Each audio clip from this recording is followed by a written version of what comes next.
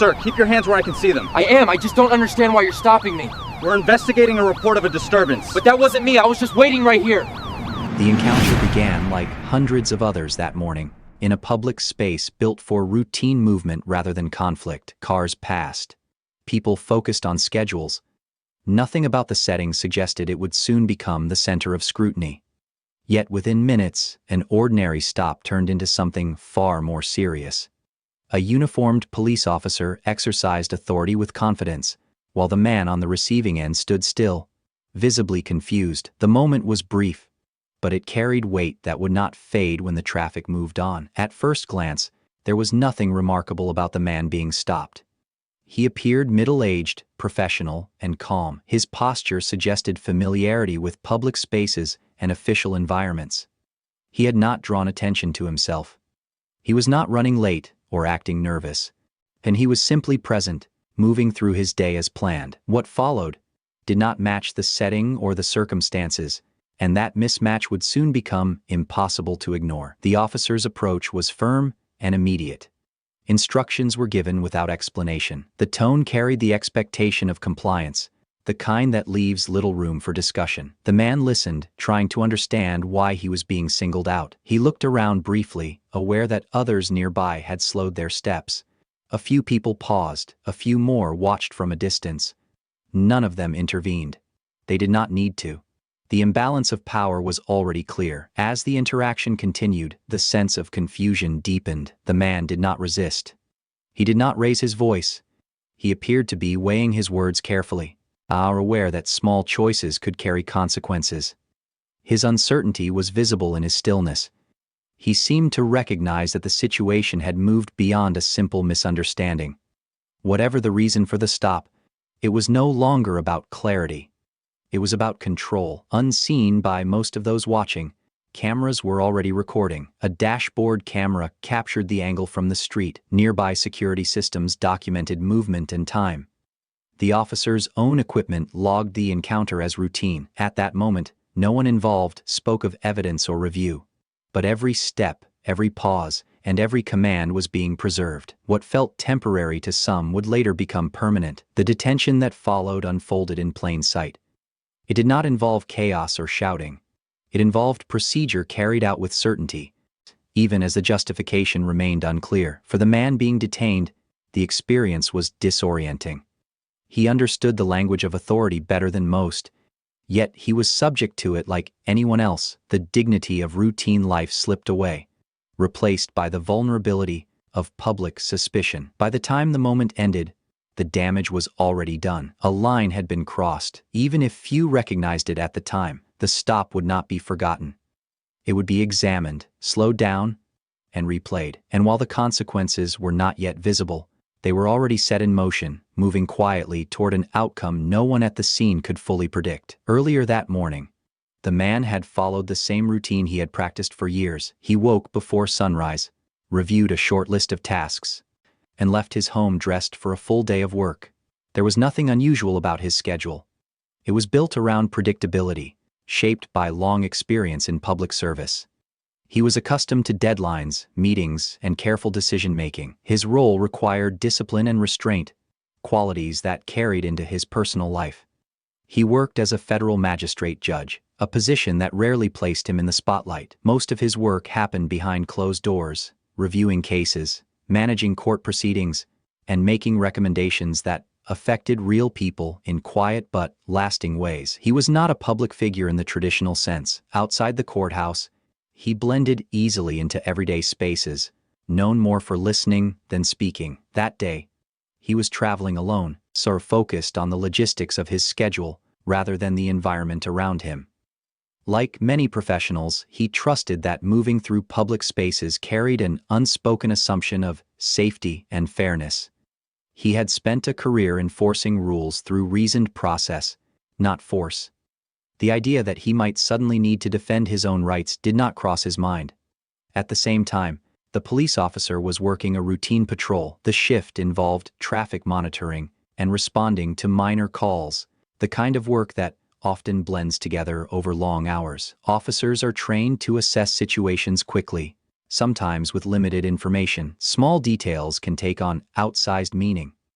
Assumptions once formed can be hard to reverse. The area where their paths crossed was familiar to the officer. It was a place where compliance was expected, and hesitation could raise concern. Department policies emphasized control and officer safety, concepts that can narrow perspective in uncertain moments. Within that framework, authority becomes the primary tool. Even when context is incomplete, neither man expected their ordinary routines to collide. One was guided by habit and professional calm, the other by training and command presence. The systems that shaped them were built to serve the public. Yet, when those systems intersected, they produced friction instead of clarity. What followed would expose how easily routine can turn into risk. He had ruled on disputes involving unlawful stops and improper detentions. He understood, in theory, how quickly authority could overstep. But knowledge does not shield a person in the moment. In public spaces, titles offer no protection. What mattered now was not who he was, but how the situation was being defined around him. The calm of the morning masked how quickly authority could redirect a life already in motion. The interaction shifted as the officer's commands became more specific and less flexible. What began as a request turned into an instruction, then into a demand. The change was subtle but decisive. The officer stood closer now, body angled forward, hands positioned with purpose. The message was clear, even without raised voices. Compliance was no longer optional. The man tried to follow each instruction carefully. His movements were slow and deliberate. He was aware that sudden gestures could be misread. He focused on staying calm, even as the lack of explanation made the situation harder to process. And he had spent years observing how authority should be applied, how restraint protects both sides.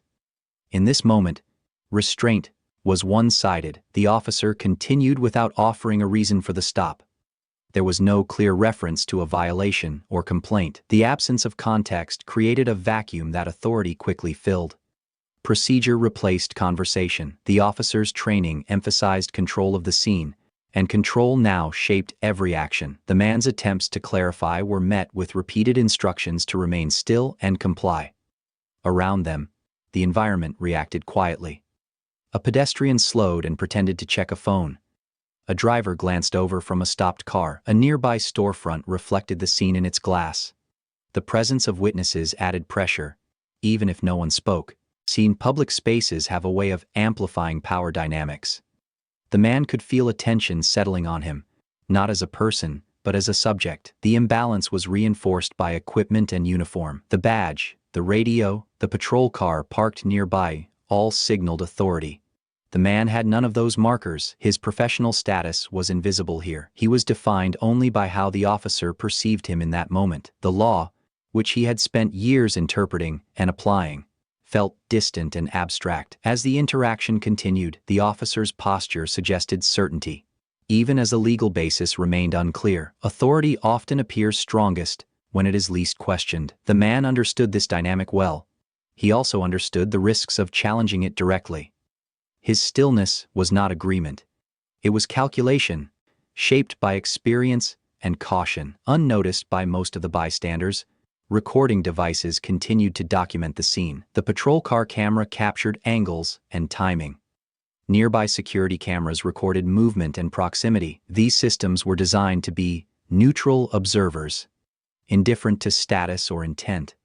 They recorded facts without context, preserving details that memory might later blur. The longer the stop lasted, the more it departed from routine. What should have ended quickly instead hardened into a display of unchecked authority. The man remained composed, but the situation had already crossed into something more serious. The line between inquiry and detention was thinning, and the consequences of that shift were about to become unavoidable. The decision to detain was carried out without drama, yet its impact was immediate. For the officer positioned the man away from the flow of foot traffic, separating him from the rhythm of the space. What had been a shared public environment narrowed into a controlled area defined by authority. The man felt the shift clearly. He was no longer part of the scene. He was the focus of it. The physical act of detention carried psychological weight, being directed where to stand, how to place his hands, and when to remain silent signaled that his autonomy had been suspended. He complied with each instruction, aware that resistance, even verbal, could escalate the situation. His face remained calm, but the uncertainty pressed inward. Detention strips context away. It reduces a person to a set of risks to be managed. People nearby noticed the change. Some slowed their pace, others looked quickly and moved on. A few stayed, watching from a distance that felt both close and isolating. No one knew the details, but the visual language of policing spoke for itself. A man being detained in public carries an implied narrative, whether true or not. The weight of that assumption settled over the moment. Time stretched, minutes passed without explanation. The officer maintained control, communicating through gestures and brief instructions. The man's professional instinct was to seek clarity, but the setting did not allow for discussion. He understood how quickly a situation could worsen if misinterpreted. His silence was a form of self-protection, not consent. Inside, the experience was disorienting. He had presided over hearings where individuals described unlawful stops and improper detentions, and those accounts had always come filtered through transcripts and testimony. Now, he was living the uncertainty himself. The loss of predictability, the absence of information, and the public exposure combined into a quiet strain that was difficult to name. Cameras continued to record. The patrol car's system documented the duration of the stop. Nearby businesses captured the scene from fixed angles. These devices did not intervene or explain. They simply observed, storing evidence that would later be examined, frame by frame. At the time, their presence offered no comfort. The man did not know what they would show, or how they would be used. The officer's focus remained fixed on procedure. There was no acknowledgement of the growing audience, or the man's evident confusion. Detention had become an end in itself, justified by the authority to impose it. The absence of clear cause did not slow the process. It reinforced the imbalance. By the time the detention reached its peak, the damage to dignity was complete. The man stood restrained in a space meant for ordinary life. Whatever explanation might come later could not undo the experience. The encounter had moved beyond inconvenience. It had become a public demonstration of power, recorded and witnessed, with consequences that would extend far beyond that day. The shift came quietly, without announcement, but it was unmistakable. Information reached the officer that changed the meaning of the detention. The man's identity, previously treated as irrelevant, suddenly carried weight. His professional role was confirmed, not through argument, but through verification.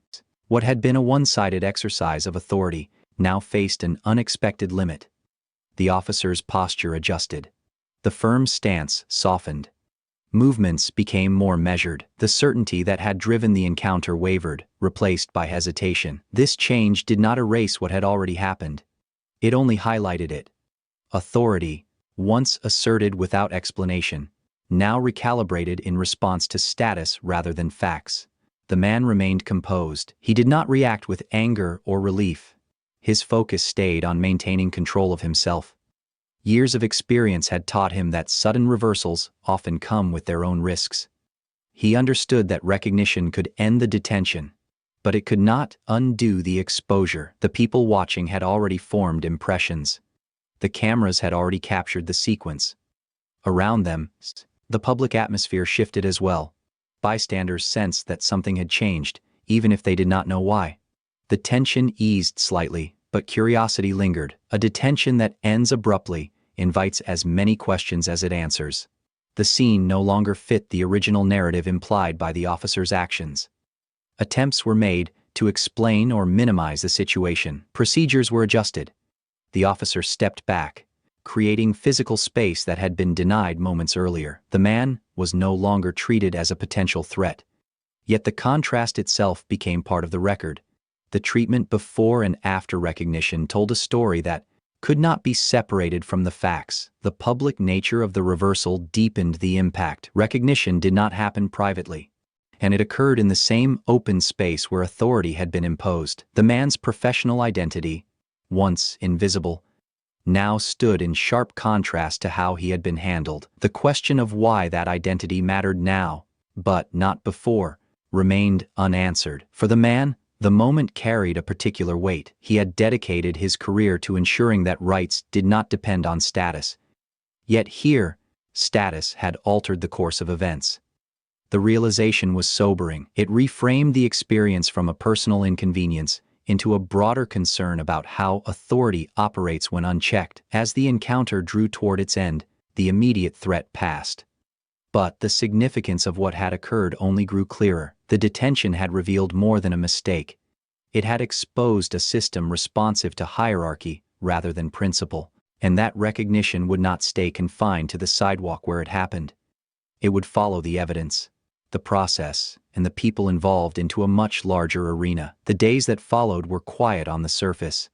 There were no public statements, and no immediate consequences. The incident did not dominate headlines or prompt instant review. Instead, it moved into systems designed to capture and preserve details long after attention fades.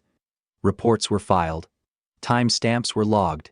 Video files were stored. What had felt fleeting now existed as data. The man understood this process well. He had spent years relying on records to establish truth. He knew that memory bends under pressure, but footage does not. He also knew that evidence gains meaning only when it is carefully examined. For now, he focused on returning to his responsibilities, even as the experience lingered. The stop replayed in his mind, not as a moment of anger, but as a sequence of choices. Behind the scenes, the documentation grew. The patrol car's camera showed the length of the stop and the officer's movements. Audio captured instructions and pauses. Nearby security cameras provided wider angles, showing bystanders, traffic, and the public setting. Each device offered a partial view. Together, they formed a timeline that did not rely on interpretation. Internal procedures began quietly. Supervisors reviewed reports for consistency. The language used to justify the detention was compared against policy. Training guidelines were consulted. These steps were routine, but the subject of the stop made them sensitive. Incidents involving judicial officers are not common, and they carry institutional implications. Caution shaped every review. The man chose not to speak publicly. He did not seek attention or sympathy. His response followed the same principles he applied in his courtroom. Facts first, process second. Emotion last. He allowed the evidence to exist without commentary, trusting that clarity would come from restraint rather than reaction. As reviews continued, discrepancies emerged. Timelines did not fully align. Justifications appeared thin when measured against footage. What seemed defensible in a written report looked different on video. Small details gained importance. Where the officer stood, how long commands were repeated. When recognition occurred, these details mattered because they revealed intent and escalation. The existence of multiple recordings removed doubt about what happened. There was no single narrative to control. Each camera told part of the story, and none suggested chaos or threat. The man's compliance was visible.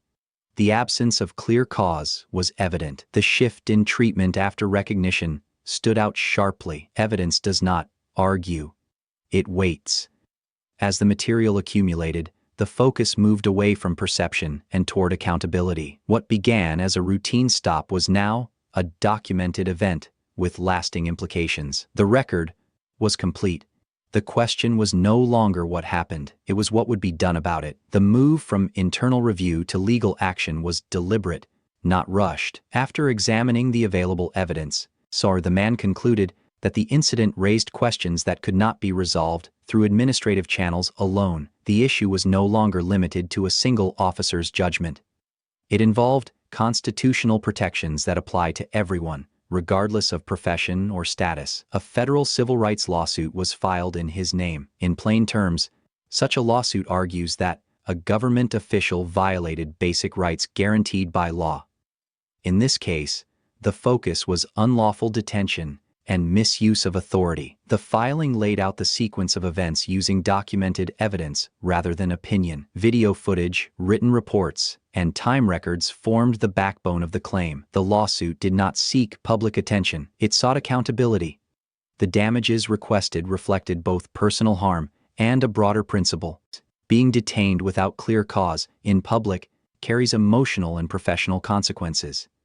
It signals that authority can override rights without justification. The financial figure attached to the case approached $1 million. Not as a spectacle, but as a measure of seriousness for the municipality and police department. The filing shifted the stakes. What had been an internal matter now entered a public legal forum. Attorneys reviewed policies, training manuals, and prior incidents. The question was not only whether a mistake had been made, but whether that mistake reflected a pattern or a failure of oversight. The officer became a named party in the case. This did not imply criminal guilt. Civil lawsuits focus on responsibility and harm, not punishment. Still, the professional impact was real. Actions taken during a routine shift were now subject to formal scrutiny. Careers can hinge on how authority is exercised in moments that seem minor at the time. The man's role in the lawsuit was measured and restrained.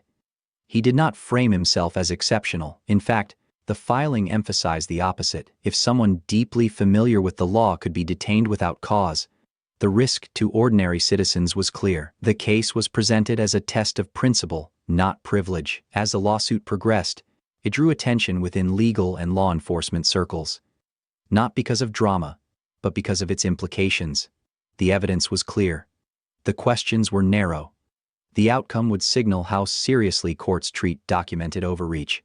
And the incident had moved from a sidewalk to the legal system designed to address exactly this kind of harm. The case moved forward through a series of formal steps that unfolded over months rather than days. This stage lacked the visible tension of the original encounter, but it carried its own weight. Lawyers for both sides exchanged documents, reviewed footage, and questioned how decisions were made. Every claim had to be supported. Every justification had to align with evidence. Depositions were scheduled, allowing attorneys to ask detailed questions under oath. These sessions focused on training, perception, and policy. The officer was asked to explain what led to the detention and how threat levels were assessed. Supervisors were questioned about oversight and expectations. The goal was not to assign emotion, but to trace responsibility. Small details from the footage were replayed repeatedly, slowed down, and compared to written accounts. The recordings became central. Video showed the length of the stop and the absence of clear cause. Audio captured instructions given without explanation. The shift in treatment after identity verification stood out clearly. In civil cases, such consistency across evidence carries weight. It reduces ambiguity and limits room for interpretation. The department's legal defense argued that the officer acted within training guidelines and made decisions based on available information. This argument is common in such cases.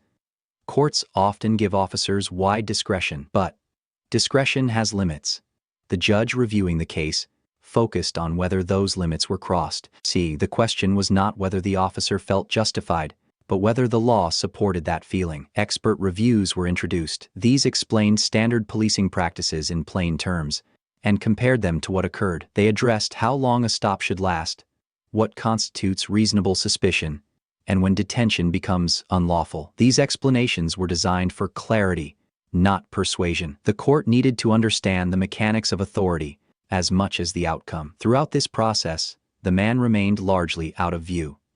He attended required proceedings but avoided public commentary. His approach mirrored the structure of the case itself.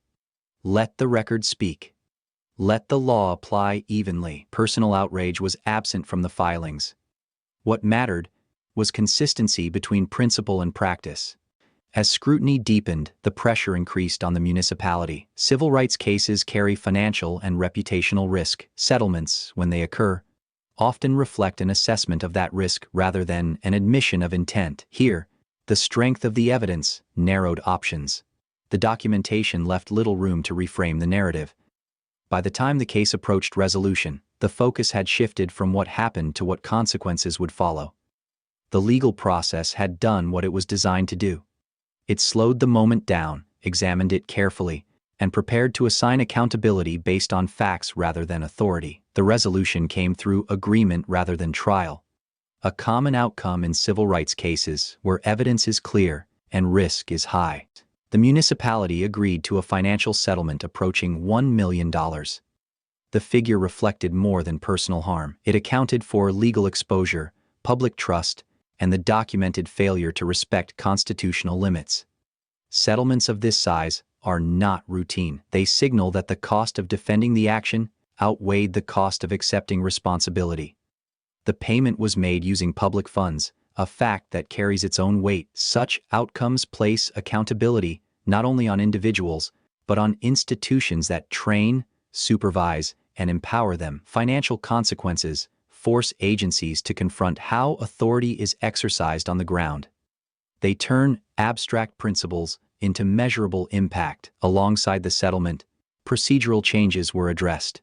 To the department committed to reviewing training related to stops and detentions, emphasis was placed on articulating clear cause and recognizing when authority must yield to explanation. These measures were not framed as punishment. They were framed as correction, designed to reduce the likelihood of similar incidents. The officer's professional future was affected, though details remained largely internal. Civil cases do not require termination or discipline, but they often prompt review. Actions once considered routine are re-examined through the lens of outcome. The message was clear. Authority carries responsibility, and misjudgment has consequences. For the man at the center of the case, the settlement was not a victory in the traditional sense. No amount of money could undo the public humiliation or the uncertainty of detention. But the outcome provided acknowledgement. It confirmed that the experience was not acceptable under the law. It reinforced that rights apply consistently, even when authority fails to recognize them in the moment. The broader impact extended beyond those directly involved. Departments pay attention to cases like this because they redefine boundaries. Training officers learn from documented failures as much as from successes. Municipal leaders consider how policy translates into practice. Financial accountability becomes a tool for change when moral arguments fall short. The case closed quietly, without press conferences or public statements. Its significance lay in the record, not the announcement. A documented overreach had met a documented response. Authority had been examined, measured, and corrected through established process. Saying the settlement did not claim perfection. It acknowledged error. In doing so, it reinforced a core principle of the justice system. Power is not self-justifying. It must answer to evidence, law, and consequence. In this case, that answer came in a form that could not be ignored. In the months after the case concluded, life returned to routine, but not to normal. The man resumed his work on the bench, handling cases with the same care he always had. On the surface, little had changed. He arrived early, reviewed filings, and listened closely to arguments. Yet the experience had altered his perspective in quiet ways. The law he applied daily no longer felt abstract.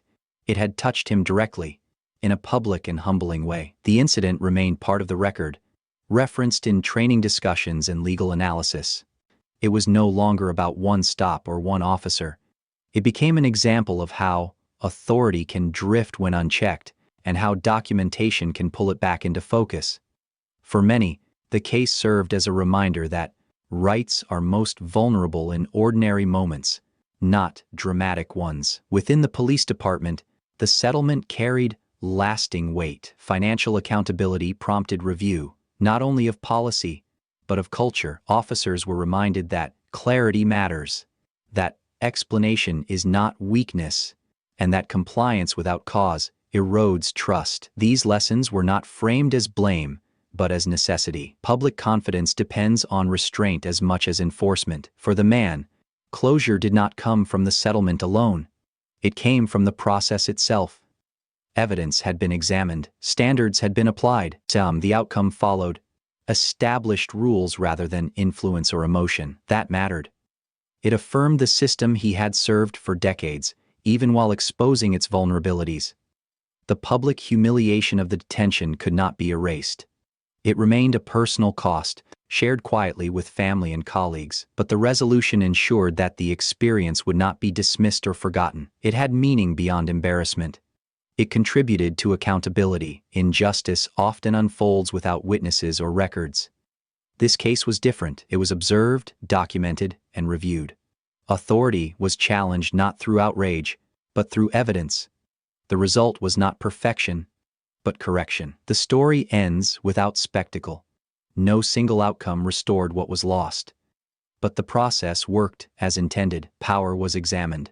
Limits were enforced. Consequences followed. In that sequence, there was clarity. And in that clarity, a measure of justice.